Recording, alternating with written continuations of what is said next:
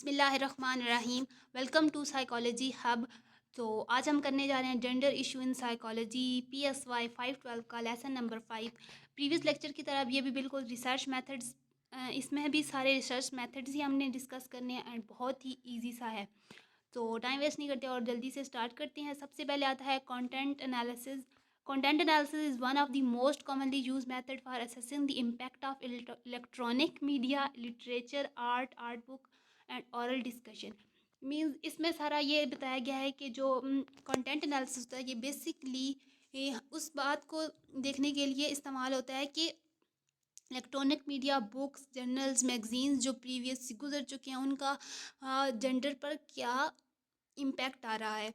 तो content analysis basically archival data की ही एक फॉर्म है। जैसे हम आर्चिवल डाटा में प्रीवियस इंफॉर्मेशन को देखते हैं और फिर उधर से हम रिसर्च करते हैं उन पुरानी चीज़ों को पढ़ कर, तो वही इसमें भी है। दी प्रोसीजर ऑफ कंटेंट एनालिसिस में क्या होता है, हमने बुक्स पढ़नी होती है, पुरानी journals, magazines, poetry, drama, movies, folk tales, TV programmes, schools, curricular advertisements, पुरानी वॉल चार्टिंग भी इनमें ही आता है।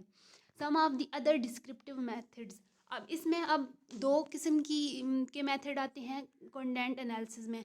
एक होता है अनअब्ट्रूसिव मेजर्स और एक होता है आर्चिवल डाटा। अनअब्ट्रूसिव मेजर्स में आती हैं वो उन चीज़ों को स्टडी करना जो अब हैं नहीं, मतलब उनकी बकाया जात को स्टडी करना। जैसे कि कल्चर आर्थोपोलॉजी में हम डिस्कस करते थे, हम देखते थे कि जो कौमें गुजर चुकी हैं उनकी बकाया जात, जैसे हड़प्पा में वहाँ से चीज़ें मिली थी पुराने नवादरात, उनको देखकर हम रिसर्च करते थे। उनको देखकर पुरानी चीज़ें, पुरानी उनकी ज्वेलरी, पुरानी वॉल चाकिंग, जो मूर्तियाँ मिली थी, उन सब को देखकर हमने रिसर्च सारी बेस्ड उन चीज़ों पर करती थी।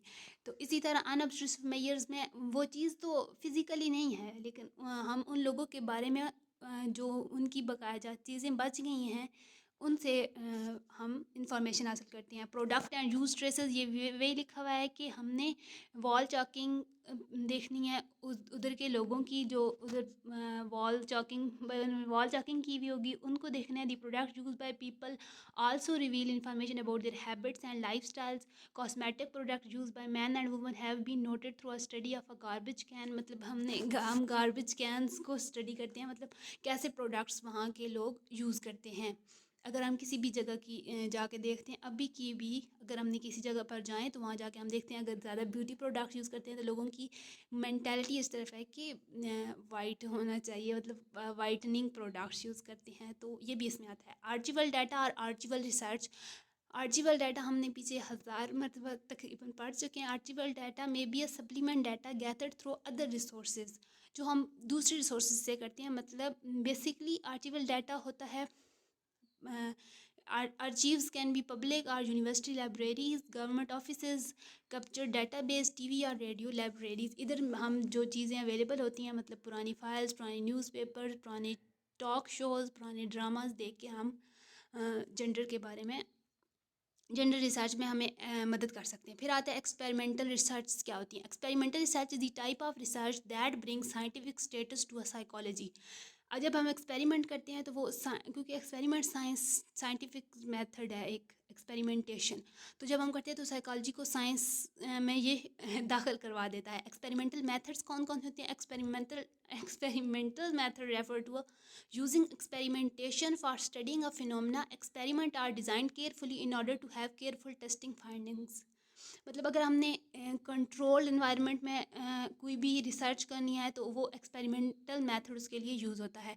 एक्सपेरिमेंटल डिज़ाइन, अब वो डिज़ाइन क्या होता है? हम एक प्लान बनाते हैं, मतलब एक पूरा लाहे अमल तैयार करते हैं to carry out an experiment. Experiment is the research procedure whereby the variable of interest independent variable is manipulated and the effect of this manipulation is studies. मतलब दो हमने वेरिएबल लेते हैं, एक डिपेंडेंट होता है एक इंडिपेंडेंट। इंडिपेंडेंट वेरिएबल को हम मैनिपुलेट करते हैं, मतलब उसकी को कम ज़्यादा करके हम डिपेंडेंट वेरिएबल पे उसके असरात को भी देखते हैं।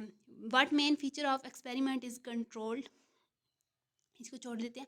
When do we need to conduct एक एक्सपेरिमेंट क्यों कंडक्ट करते हैं?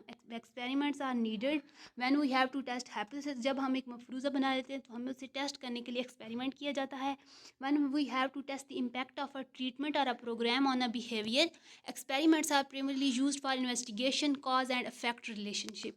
Main component of experimental research कौन कौन से होते हैं? सबसे पहले हमें hypothesis about the causal relationship and independent variable, एक डिपेंडेंट वेरिएबल होता है, manipulation of the independent variable, complete control over the dependent variable.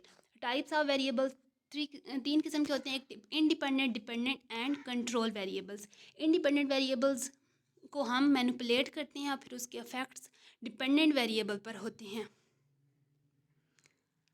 फिर एक कंट्रोल वेरिएबल्स तो वो होते हैं जिनको हम कंट्रोल कर देते हैं। The logic of experimental research, if there is a cause and effect relationship between the independent and dependent variable, then the manipulation of the independent variable will bring about a change in the value of dependent variables. All the other variables can interfere with the finding, have to be controlled in order to be sure of the findings. फिर आगे group in typical experiments, दो group होते हैं, एक experimental group होता है, एक control group होता है। एक्सपेरिमेंटल रिसर्च में adopt two main format, experimental design होता है within subject design and between subject design. Example of experimental research on gender issues, अब यहाँ पे इन्होंने एक एग्जाम्पल दी हुई है कि हम टू ग्रुप ऑफ चिल्ड्रन लेते हैं, एक मेल और एक फीमेल का, were allowed to watch a cartoon series containing frequent acts of aggression, जिसमें कुछ अग्रेशन दिखाया गया है। Their base line level of aggression and indulgence in aggression behaviour was measured before hand, the same were measured after the cartoon viewing phase. मतलब दो हमने group लेने हैं, एक मेल का एक फीमेल का, बच्चों का, उनको हमने एग्रेशन कार्टून सीरीज दिखानी है, उनके दिखाने से पहले भी हमने उनका एग्रेशन लेवल नोटिस कर लेना है और उसके बाद भी। एडवांटेजेस ऑफ एक्सपेरिमेंटल रिसर्च, इसके क्या एडवांटेजेस होते हैं? The element of control give edge to this approach, strengthening the status of psychology या साइंस, ये एक साइकोलॉजी को एक साइंस होने का दर्जा मुहैया करती है। We can be sure about the cause and effect relationship, एक चीज़ की मैनिपुलेट करने से दूसरी चीज़ पर उसके क्या इफेक्ट्स होते हैं हम ये देख सकते हैं। डिसएडवांटेजेस ऑफ एक्सपेरिमेंटल रिसर्च, अब कुछ डिसएडवांटेजेस भी होते हैं। दी सब्जेक्ट में exhibit artificial behaviour instead of a natural behaviour, जब अब अगले बंदे को पता होगा कि एक्सपेरिमेंट हो रहा है और हम मुझे नोटिस किया जा रहा है तो मे बी वो अच्छा बिहेव करे, मतलब जैसा वो यूजली बिहेव करता है वैसा बिहेव ना कर रहा हो, ये भी होता है। इसके अलावा इसमें टाइम बहुत लगता है और पैसा बहुत लगता है और एथिकल इशू होते हैं, मतलब लोगों को पहले से अगर बता दें तो वो तो और बिहेव करना स्टार्ट कर देंगे, अगर ना बताएं तो फिर वो अनएथिकल बिहेवियर में चला जाता है। X post facto research, x post facto research इस टाइप ऑफ कॉसी एक्सपेरिमेंटेशन। अब जो कॉसी एक्सपेरिमेंटेशन होती है, बेसिकली मैं आपको वो समझा देती हूँ तो आपको ये सारा समझ आ जाएगा। कॉसी एक्सपेरिमेंटेशन होती है जो नेचुरली अकरिंग हो रही होती है, अगर कोई इवेंट नेचुरली अकर हो रहा है हम उसको जाकर कर लें, मतलब कंट्रोल हमारा उस पर नहीं हो, तो वो कॉसी एक्सपेरिमेंटेशन होता है, एक्सपेरिमेंट हो रहा होता है। Quasi experimentation can be taken as a sort of experimentation, not true experimentation. Quasi experimentation fit in the experimental framework, although not planned, initiated or controlled by the experimenter. हम उसे ना तो कंट्रोल कर सकते हैं, बस वो हो रहा होता है और हम उससे स्टडी कर रहे होते हैं। इन सच स्टडी द इंडिपेंडेंट वेरिएबल अकर और has occurred naturally and the researcher studies its impact the way it is done in a laboratory experiment. The difference between experimental design and ex post facto design. Experiment involve random assignment of the subject to the treatment condition, whereas in ex post facto research only those subjects are chosen who have already been exposed to theory variable under investigation. Groups in quasi experimentation इसमें दो थे, एक exposure group और एक comparison group. Ex post facto study. Ex post facto research is used when the researchers are interested in studying causal relationship between variable, but the nature of the phenomena is such that experiment is not possible. For example, the impact of isolation for long duration, the behavior of a boy brought up as girl, brain damage, impact of a high dose of androgens taken accidentally by a pregnant mother, or exposure to harmful drug or chemical substances. मतलब कि expo study उन जगहों पे इस्तेमाल होती है जब हम इवेंट अक्कर हो जाता है तो हम बाद में जाकर स्टडी करते हैं। मतलब एक बच्चा अगर जंगल में खो जाता है और उसे एनिमल एनिमल्स के साथ रहता है तो उसकी बिहेवियर को स्टडी करने के लिए, क्योंकि हमारा उस पर कोई कंट्रोल नहीं है, वो सब कुछ सीख चुका है। तो हम जाकर जब उसको स्टडी करते हैं, ये एक्सपोज स्टडी होता है, मतलब एक्सपेरिमेंट हो रहा होता है, लेकिन हमारा उस पर कोई कंट्रोल नहीं होता। Expose factor research can employ different formats, non equivalent control group design, और एक होता है one group pretest post test design. जो non equivalent control group design होता है, two groups are compared, one expose to the subject variable and other taken as the control और non exposure group. जबकि one group pre test post test design में होता है, design in the before after format, reading और data before exposure are compared with those after exposure. इसमें हमने exposure से पहले और बाद के डाटा को हमने कंपेयर करके फिर उसका स्टडी करना था। It is a weak design involving problem of accuracy of the pro test data, but at time this is the only resort when we have to study change in the behaviour of acid burn victim after being burned.